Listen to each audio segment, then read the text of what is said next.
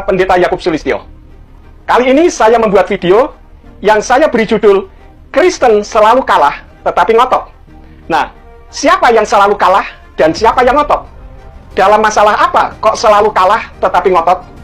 Nah, yang saya maksud dalam judul ini adalah pendeta-pendeta Kristen yang jika berdiskusi atau untuk bahasa yang lebih serunya adalah berdebat, khususnya perdebatan masalah ketuhanan, saya menilai pendeta-pendeta Kristen tidak pernah menang alias kalah bin knockout atau KO dalam istilah tinju jika berdiskusi atau berdebat dengan teolog Islam. Namun anehnya tetap ngotot dan tidak berani mengakui kesalahannya. Dan dalam pandangan saya, hal ini sebetulnya sangat memalukan. Sebetulnya, hal itu bukan dikarenakan pendeta-pendeta Kristen itu bodoh, sama sekali tidak.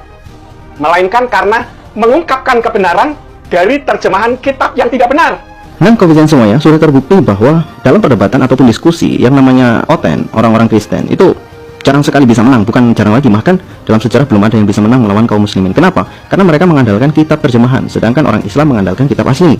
Yaitu dari terjemahan Yayasan Lembaga Alkitab Indonesia yang menerjemahkan nama diri Tuhan yang disembah oleh bangsa Yahudi dan sesembahannya para nabi yang bernama Yahweh telah diterjemahkan menjadi 4, yaitu 2 sebutan dan 2 nama, yaitu Tuhan huruf besar semua dan Allah huruf besar semua di kitab perjanjian lama, dan Tuhan hanya T-nya saja yang huruf besar dan Allah hanya A-nya saja yang huruf besar dalam perjanjian baru. Contohnya yang pertama, nama Yahweh diterjemahkan menjadi Tuhan huruf kapital semuanya, di mana kata Tuhan menurut Kamus Besar Bahasa Indonesia itu bukan nama, melainkan sebutan, karena tidak ada Tuhan bernama Tuhan.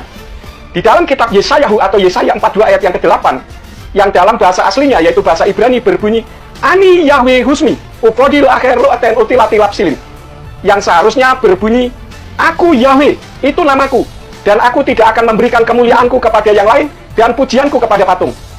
Namun oleh Yayasan Lembaga Alkitab Indonesia diterjemahkan Aku ini Tuhan huruf besar semuanya, itulah namaku, aku tidak akan memberikan kemuliaanku kepada yang lain atau kemasyhuranku kepada patung.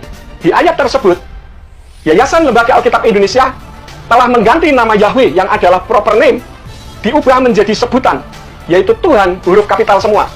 Padahal proper name atau nama diri seharusnya tidak bisa diterjemahkan dan tidak ada Tuhan yang bernama Tuhan, mau Tuhan huruf besar semua maupun Tuhan hanya T-nya saja yang huruf besar, karena tidak ada orang berdoa ya Tuhan huruf besar semua, nggak pernah ada.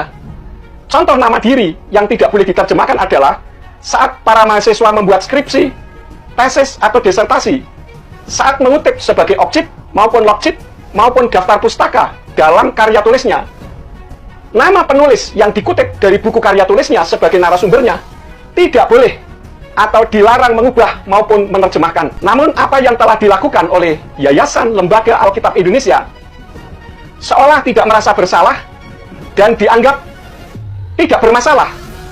Padahal jika berdiskusi telah terbukti menyebabkan kekalahan telak seperti judul video ini. Jadi judul video ini tidak mengada-ada. Itu yang pertama, di mana nama Yahweh diubah menjadi TUHN huruf besar semua. Yang kedua, Sumber asli dari agama Islam itu jelas sekali, Al-Quran dan Al-Hadis itu semua bahasanya masih bahasa asli, masih original. Jadi ketika mereka menjelaskan sesuatu ya kembali kepada original. Sedangkan orang-orang Kristen itu tidak, mereka kembalinya kepada terjemahan. Yang kedua, nama Yahweh oleh Yayasan Lembaga Alkitab Indonesia diterjemahkan menjadi Allah, A-L-L-A-H huruf kapital semuanya. Padahal Allah itu nama sesembahannya umat Islam yang harus kita hargai dengan tidak disebut-sebut dalam kekristenan. Nah, ini kejujuran yang paling jujur dari seorang pendeta Yakobus. Dia mengatakan, ya Allah itu nama, bukan sebuah gelar. Jadi pada dasarnya, apa yang pernah saya jelaskan di masa lalu tentang penyolongan, pencurian nama Allah dari umat Islam yang kemudian dipakai oleh orang Kristen, dimasukkan ke dalam kitab mereka, adalah salah satu trik mereka untuk memurtadkan umat Islam, adalah sebuah fakta sejarah yang tidak bisa dipungkiri lagi. Fakta. Karena antara Kristen dan Islam memang berbeda, totally different. Nanti saya tunjukkan bedanya. Tapi kan bukan berarti perbedaan itu berarti bermusuhan. Saya dan pemirsa juga beda. Beda kulit, beda wajah, beda silsilah, beda rambut, dan sebagainya. Tetapi kan saya dengan saudara tidak saling bermusuhan. Dan saya punya banyak sahabat dari Islam, tetapi orangnya baik-baik, tutur katanya sopan, dan tidak brutal seperti kaum radikalis yang justru merusak agama Islam yang katanya rahmatan lil alamin. Nih, satu bukti nama Yahweh diganti menjadi nama diri sesembahannya umat Islam, yaitu ALLAH huruf besar semuanya.